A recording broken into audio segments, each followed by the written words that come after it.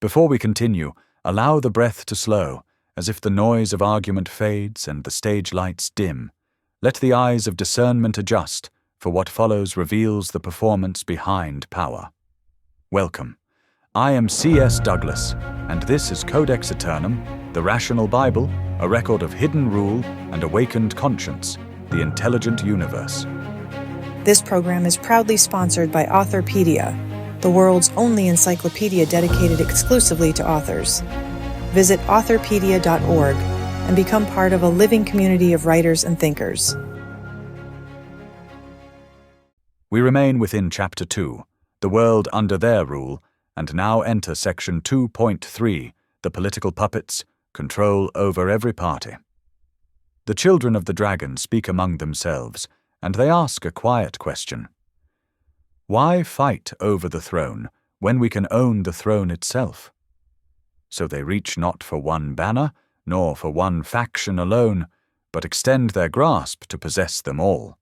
They fund both the lion and the serpent, the dove and the hawk, the left and the right. No matter which banner the people follow, the path descends to the same abyss. The true rulers wear no crowns. They choose masks instead. Their puppets shout in public, posturing with fury and conviction, while behind closed doors they sip from the same cup and feast at the same table. The people are offered a theater of division. Debates rage without difference. Battles are staged without purpose. The illusion of choice glimmers, even as the game remains fixed and the dice were loaded from the beginning. A parable travels in whispers. A farmer lets his cattle choose between two gates. One is painted red, the other blue. Yet both gates open into the same slaughterhouse. So it is with the ballot in a corrupted land. To deepen their reach beyond gold and ink, the dragon's children deploy another design. They send their daughters and their wives, adorned in splendor and schooled in diplomacy, into the chambers of kings and the courts of nations. They instruct them quietly, "Go not as wives, but as sisters. Go not as brides, but as emissaries. Bind them with charm, with counsel, and with pleasure, that our influence may dwell in bedchambers and behind veils of power."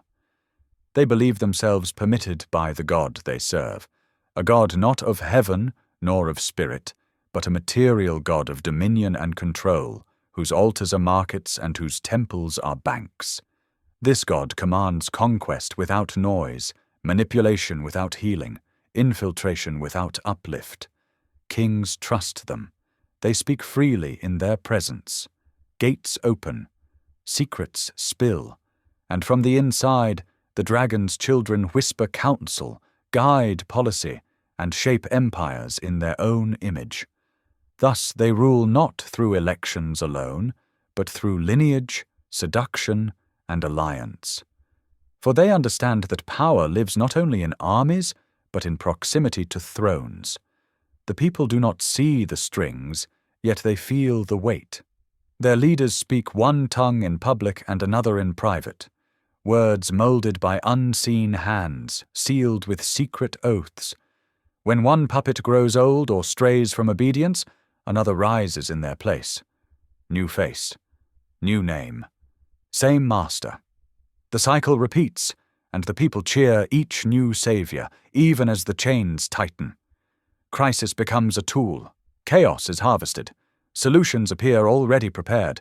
In peace, division is stirred. In turmoil, control is justified. The iron hand hidden beneath the velvet glove. Yet amid the noise, a quiet truth survives. Some begin to see the pattern, the repetition, the strings behind the stage. The veil tears slowly. Not in one great rupture, but in 1,000 small awakenings. For no illusion endures forever. One day the eyes of the many open. They no longer applaud the actors. They demand to meet the playwright. And on that day, the true rulers tremble. For power built on deception finds no refuge when the curtain falls and the audience rises together, crying with one voice, "No more." In the next episode, the conquest turns inward.